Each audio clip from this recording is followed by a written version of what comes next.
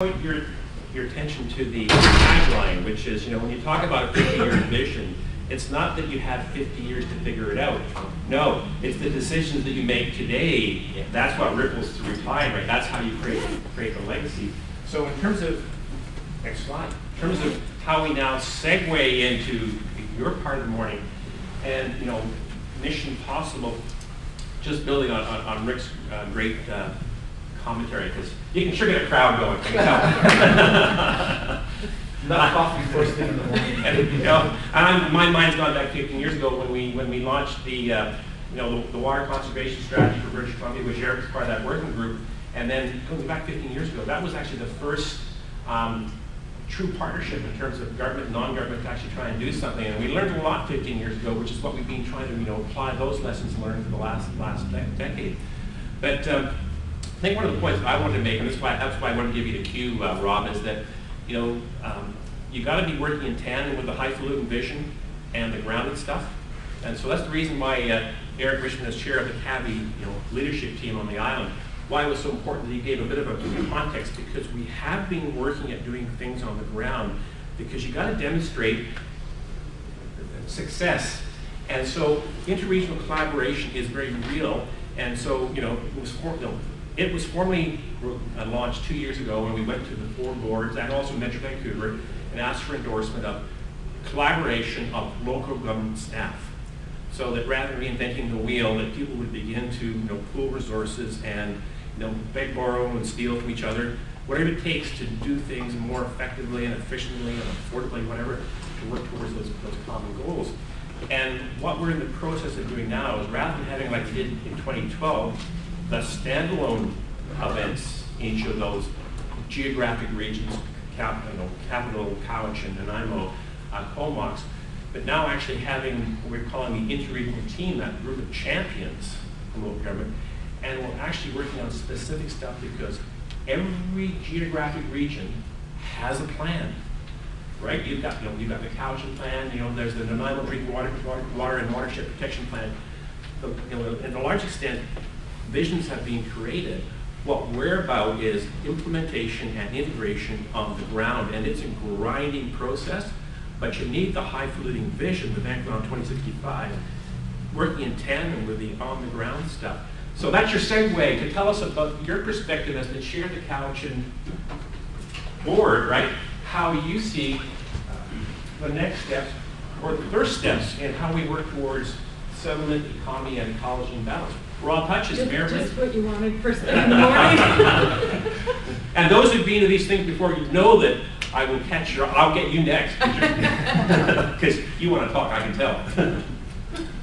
Well, thank you for putting me on the spot. First of all, I was intrigued by this history of CAVI, because I didn't actually quite know the history of CAVI. The key date for us is 2003.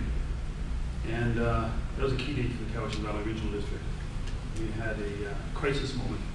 It was the first time in the history of the Cowichan that we had to truck Chinook up the Cowichan River to the spawning grounds.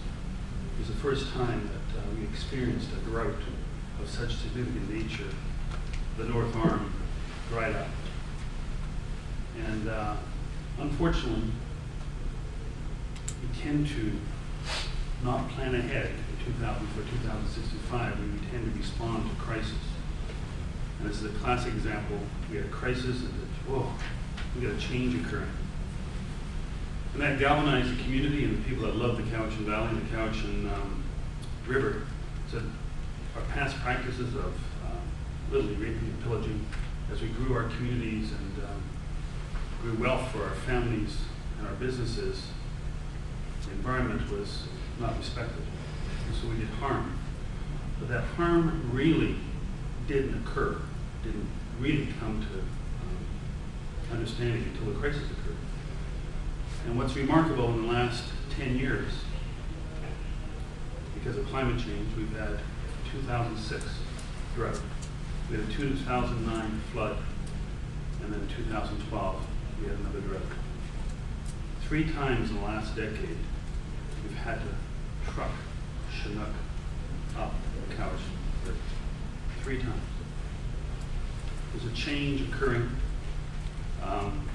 We're guilty of being responsible in my mind for that change in terms of the climate and the harm that we did to the valley or the river itself because of our past practices. 2003, we got a lot of different people together and we said we're going to do something better. And it was a broad community group of a variety of stakeholders, both at the local level, provincial and regional level. And we created a Cowichan Watershed Basin Plan. And that was a call for action. However, when it came to the political table, in 2007, after our second crisis, we still weren't ready to say we want to make that change. We endorsed 87 of the 89 initiatives, but there was 2 critical ones that we said, yeah, we're not ready yet. Need more public consultation. It was with the flood of 2009, so it took 3 crises.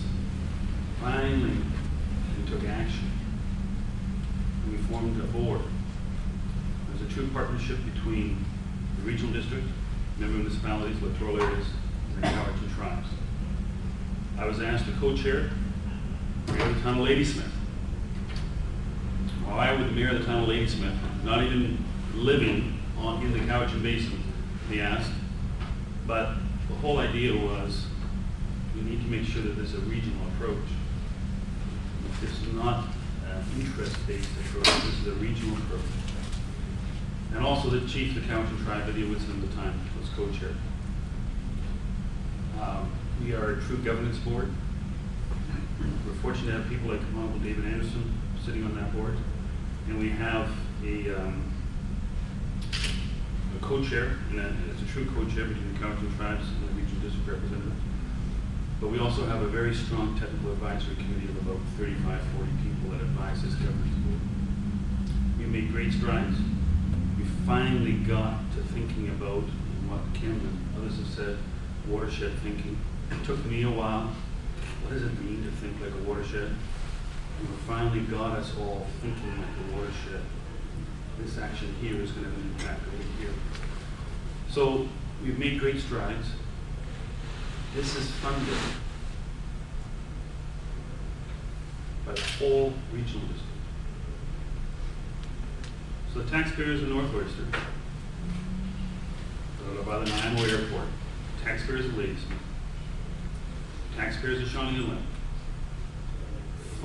help fund the work of the Cowichan Watershed. Now, we also have a relationship, and this is just new to us, because we actually got to thinking about a watershed and thinking about the whole watershed, not just the estuary or not just the lake. But we actually have now got one of our key staff, Kate Miller, who is now working with the Nanaimo Interregional Group. And I've been around this business for a long time. I've been in the mayor of Ladysmith for 20 years. I had no idea that the groundwater in Cobble Hill is connected to the groundwater in Nanaimo. Like it just blew us away. Whoa, we're not just talking about a valley here. We're not talking about a river basin here. We're talking about connectivity that is, most of us are totally unaware of. So I'm not sure exactly what you want to say, Kim, but this is a really good thing. I don't quite understand what 2065. We're just looking for some really good, and I'm glad Leonard Grove here, legislation modernizing the Water Act. I'm a little concerned about what's come out last 2 weeks ago, Friday. The enabling legislation. Sorry, it's not called a white paper. It's called something like a white paper. But anyway, we were hoping for something with real teeth into it. We were hoping for something that would allow us to create regional authorities. Right now, we have 4 ministries of the Crown looking after our watershed.